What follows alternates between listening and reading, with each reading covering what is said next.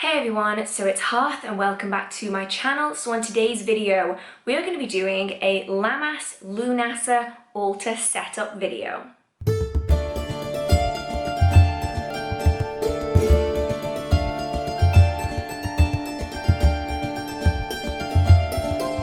So a couple weeks ago, I did my Lunasa video where I talk all about how to celebrate Lammas and Lunasa, whether you're in the broom closet or out of it. So if you haven't seen that video and you want to learn a little bit more about these two festivals, I will put a link in the card up here, and I'll also put it down in the description box if you want to hear a little bit more about those festivals. But this video is going to be me setting up my Lammas Lunasa altar.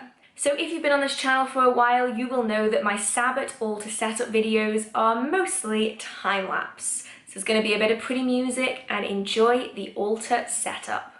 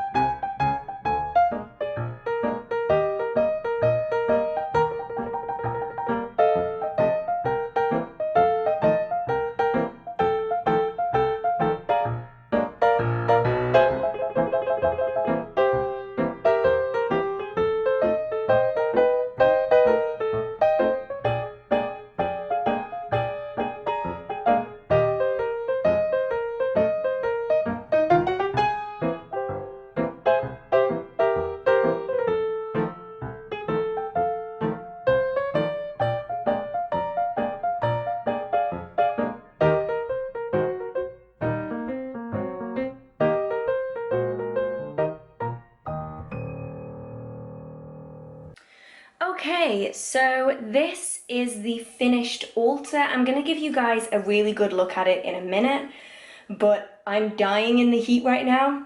It's 35 degrees in England today, which is too hot, way too hot, so that's why all my flowers are dying as well. So I'm just going to give you kind of a general walkthrough of the altar. This month, despite it being a fire festival, there is not an open flame on this altar, and that's mainly because of the heat. It is so hot in my house that all of the candles are like failing. So I do have one candle here, one paraffin skull candle. Now around Lammas and Lunasa is the idea of talking skulls. So I decided that this month I was going to start bringing out my skull decorations. I could have included this beautiful crow skull thing, but I thought it was too big, so we've gone for a little human shaped skull over here.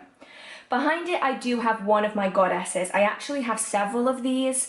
I have one on my manifestation / zodiac altar, I have one on my Bridget altar, and now I also have one on this altar. So she is holding a tiger iron sphere for prosperity and connection to the earth. I then have some dying sunflowers. They're kind of failing fast, mainly because it's so gosh darn hot in here. But sunflowers are a symbol of Lammas, Lunasa, and also prosperity, harvest, abundance, and all the stuff that's really closely connected with Lammas and Lunasa. I then still have my Himalayan salt lamp, which is now sitting on a wooden plank just to kind of really connect it all to nature. I then have my Athame, however you want to say it, here as well, and I also have my wand, mainly because they're connections with kind of practicality. They are tools and items. If I'd have had a bowline, which I don't have, I would have put the bowline on the altar instead, because that's for physically cutting things. But these two items will just have to do, and I think they really closely connect to this time of year as well. I then also have a bowl of corn. Now, I know that I said in my last video about Lammas and Lunasa that you can use popcorn.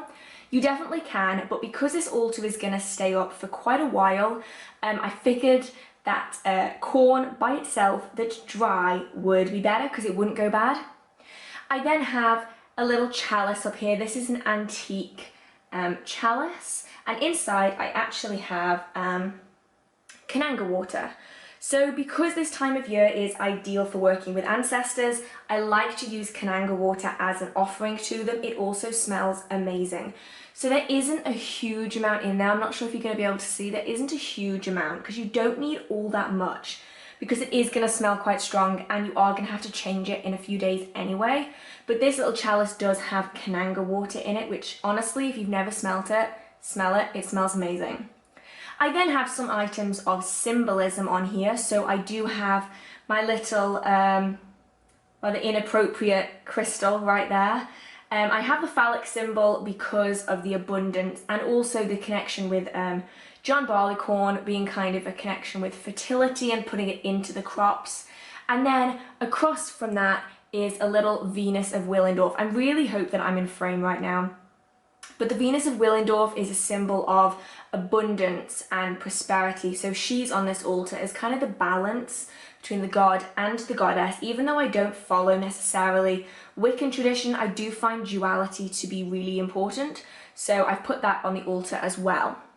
The other crystals are then things of connection to the Sabbath. So you have the agates, you have the citrines, the aventurines, you also have the tiger's eye heart, as well as things like the sardonyx, the fire agates, and pyrite and green aventurine, which are for prosperity. And then same as always, I have my amethyst heart down here, and I also have an incense burner.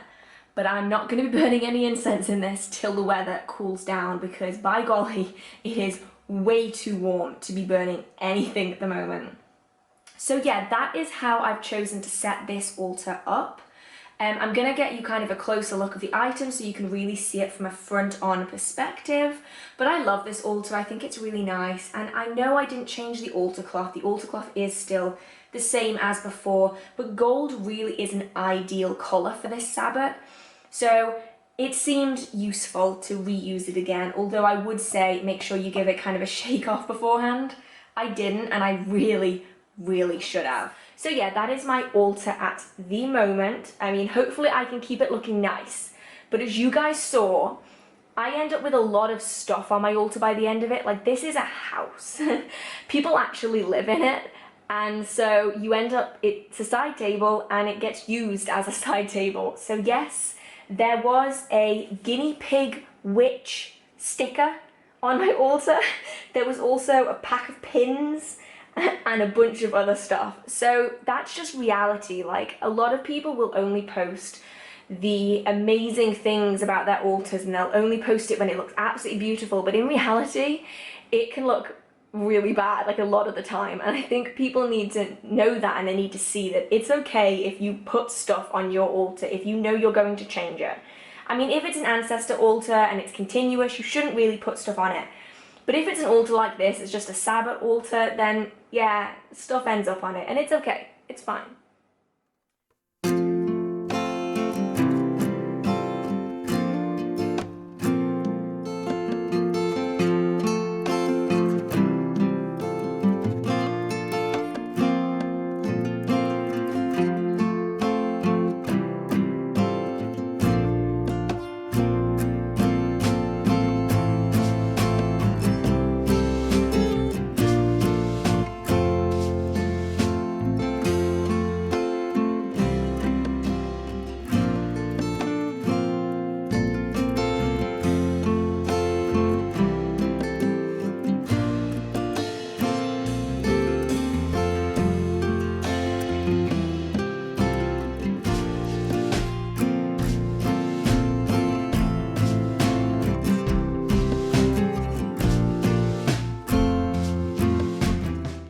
So that is my altar all set up, and honestly it came out a lot nicer than I was expecting.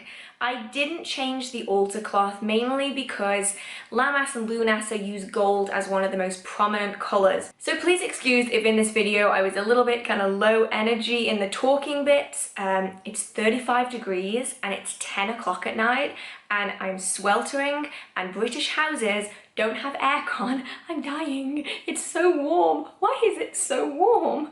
So yes, that is why there are no candles, there is no incense or anything like that, because although this is a harvest festival, for us in England, it's literally only just become summer, and it came summer really, really fast, and it's now absolutely boiling.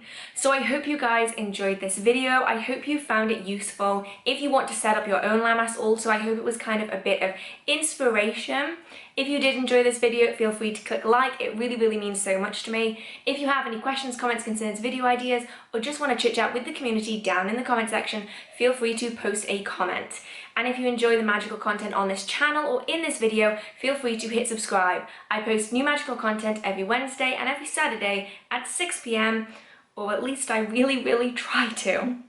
So I hope you guys have a marvelous magical day, and I will see you in the next video. Bye!